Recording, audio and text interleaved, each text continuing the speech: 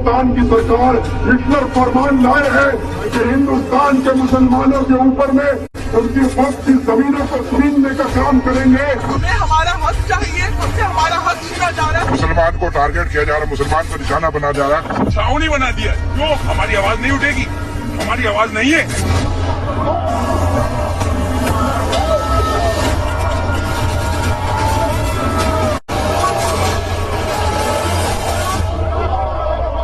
से बन रहा है बंगाल। यहाँ हमास का झंडा, फिलिस्तीन की झंडा दिखाई देगी, पाकिस्तान की झंडा दिखाई देगी, लेकिन रामनवमी का झंडा गाड़ी से उतार दिया जाएगा।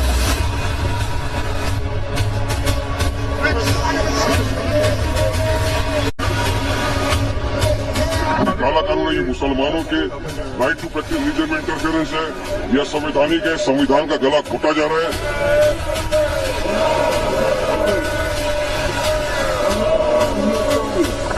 फैसिलिटी में आए इसका मतलब ये नहीं कि आप मेरा घर कब्जा कर लीजिएगा। तब तक बिल नहीं करेंगे तब तो हम लड़ते रहेंगे।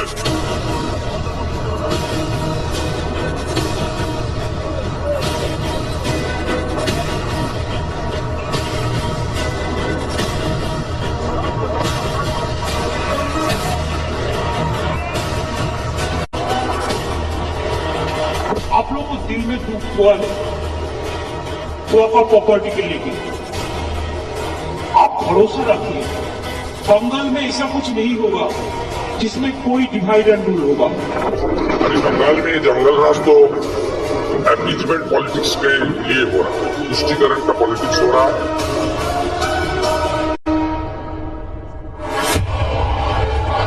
सियासी मैदान में खाली हाथ है तो हंगामा कर, जो कानून बराबरी का बने तो जुल्म सितम का ड्रामा कर।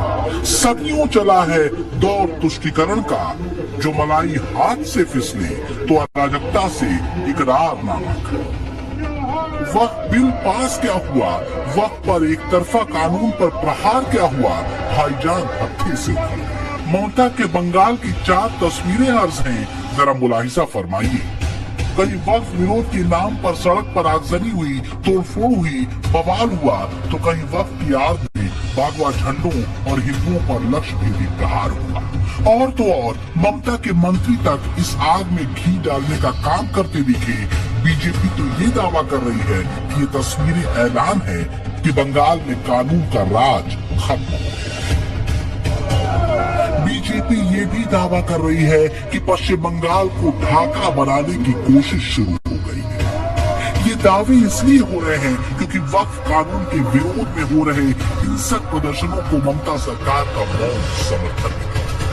तो क्या बंगाल वक्फ कानून के खिलाफ विरोध प्रदर्शन का एपिसेंटर बनता जा रहा है?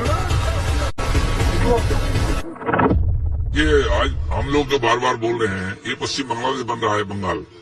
यहाँ हमास का झंडा, फिलिस्तीन की झंडा दिखाई देगी, पाकिस्तान की झंडा दिखाई देगी, सीरिया की झंडा, आईएस का झंडा दिखाई देगा, लेकिन रामनवमी का झंडा गाड़ी से उतार दिया जाएगा। कोलकाता क्या पाकिस्तान, बांग्लादेश, ढाका हो गया क्या? सीरिया अफगानिस्तान हो गया क्या? ममता बनर्जी यही करना चाहती है। हम इस बार बंगाल में जो रामनवमी का इतना बड़ा शोभा यात्रा निकला, इसी का डर से इसका खिलाफ ये सब हुआ। नए वक्फ कानून पर कुछ कट्टरपंथी मौलानाओं और उनके कारकुनों के तन बदन में आग क्यों लगी है? क्यों हम कह रहे हैं कि मलाई हाथ से फिसली तो बेचैन हो उठे? ये आपको बाकायदा सबूतों के साथ बताएंगे, पर उसके लिए थोड़ा इंतजार करना पड़ेगा। पहले तो हाल आगरा देखिए, जहां घटी एक बेहद शर्मनाक और संवेदनशील घटना ने ये बता दिया कि मुसलमान भाइयों को भड़काने की गहरी साजिश किस तरह रची जा रही है। शुक्रवार को आगरा की जामा मस्जिद के बाहर लोग आक्रोशित थे। लोगों का आक्रोशित होना लाजमी भी था, क्योंकि सुबह जब नमाजी जुमे की नमाज के लिए पहुंचे तो उन्हें हौज के पास बोरे में एक जानवर का सिर मिला। ये तो गनीमत थी कि आगरा पुलिस ने इस बेहद संवेदनशील मामले को गंभीरता से लिया और फौरन सीसीटीवी की छानबीन करते हुए आरोपी नजरुद्दीन तक पहुंच गई और उसे गिरफ्तार कर लिया। मामला भड़कने से पहले संभल गया, लेकिन इस घटना ने ये साफ कर दिया कि देश के मुसलमानों को भड़काने और उकसाने में कुछ लोग जी जान से लग चुके हैं। कौन है जो मुसलमानों को भड़का रहा है, वक्फ कानून को लेकर गलतफहमी फैला रहा है, उत्तेजक भाषणों के जरिए अफवाह फैलाई जा रही है।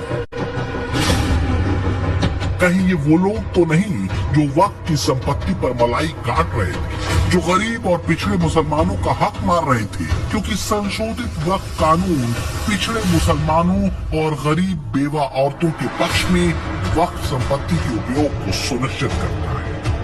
आगरा में फिलहाल शांति है। पुलिस की सतर्कता और मुसलमानों की समझदारी से माहौल बिगड़ने से बच गया, वरना आग भड़कने में देर नहीं लगती। देखिए, जैसे हालात चल रहे हैं, आगरा शांत है बिल्कुल।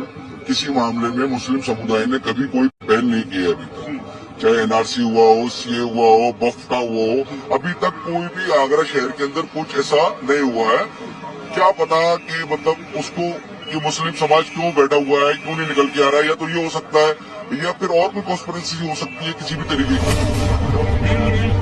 जब से संशोधित वक्फ कानून आया है, तब से वक्फ संपत्ति से बेतहाशा और अकूत संपत्ति से शान और शौकत की जिंदगी गुजार रहे कुछ चेहरे बेचैन हैं। जाहिर है, हाथ से फिसलते माल को अकेले दम पर तो नहीं बचाया जा सकता, लिहाजा आम मुसलमानों को भड़काया जा रहा है। एक ही रट्टा महाराष्ट्र से लेकर बंगाल और यूपी से लेकर राजस्थान और बिहार तक लगाया जा रहा है, ये कहते हुए कि नए कानून से मुसलमानों की संपत्ति छीन जाएगी, सरकार वक्फ संपत्ति को हड़प लेगी, सरकार कब्रिस्तान दरगाहों को छीन लेगी, मुसलमानों से मस्जिदें तक छीन ली जाएगी। कलकत्ता के रामलीला मैदान से लेकर के दिल्ली के रामलीला मैदान तक हम पहुंचेंगे और पार्लियामेंट को भी हिला करके रखेंगे। वो लोग ये कह रहे हैं कि साहब हम जो है वो ये मुसलमानों के भले के लिए है, तो कोई इससे मुसलमानों को भला होने वाले नहीं है, ये सरासर मुसलमानों के खिलाफ है। न इससे मुसलमानों का भला होने वाला है, बल्कि उनका जमीन खुर्द-बुर्द होना करने की मंशा है। इसी फॉर्मूले पर कट्टरपंथी मौलाना मुसलमानों को भड़काने लगे। बंगाल में सड़कों पर अराजकता का दौर खुलेआम दिखा, आगजनी की गई, गाड़ियों बसों को निशाना बनाया गया और फिर जोर शोर से उठाया गया कि मुसलमानों की जायदाद पर सरकार कब्जा करना चाहती है, छीनना चाहती है। क्योंकि हमें हमारा हक चाहिए, हमसे हमारा हक छीना जा रहा है, हमारी खानकाहों को छीना जा रहा है और हमारी दरगाहों को छीना जा रहे हैं। हिंदू मुस्लिम विरोध कर रहे हैं, समाज में दंगा लगा रहे हैं, देश में विभाजन कर रहे हैं। इस विभाजन के खिलाफ डॉक्टर बी आर अम्बेडकर के संविधान के ऊपर आस्था लेने के लिए हम लोग एयर प्रोटेस्ट चला रहे हैं। मुस्लिम लोगों को तोड़ने के लिए, मुस्लिम लोगों को जलील करने के लिए ये जो केंद्र सरकार है एक एक्ट पास किया है, इससे हम लोगों का बहुत दिक्कत हो रहा है। कभी कभी अंधेरे कुएं में रहने के जोखिम उठाने होते, कट्टरपंथी मौलानाओं के लिए यही अंधेरा उम्मीद बन जाते हैं अपने जहर को उतारने की। वक्फ कानून के विरोध के नाम पर गहरे झूठ से भरा ऐसा ही जहर मौलानाओं की जमात और वोट बैंक पर न्यौछावर नेता आम मुसलमानों के बीच उतारने में लगे। संशोधित वक्फ कानून के खिलाफ आग लगाई जा रही है और ऐसा लगता है जैसे बंगाल में तो खुली छूट ही दे दी गई सरकार की तरफ से कि जो करना है करो, जिस हद तक जाना है जाओ, क्योंकि इस साल बंगाल में इंद्र का सिंहासन हिल रहा है। और माइनॉरिटी लोगों को हम एक बात कहते हैं, देखिए आप लोग को दिल में दुख हुआ है वो आपको प्रॉपर्टी के लेके, आप भरोसे रखिए बंगाल में ऐसा कुछ नहीं होगा जिसमें कोई डिवाइड एंड रूल होगा।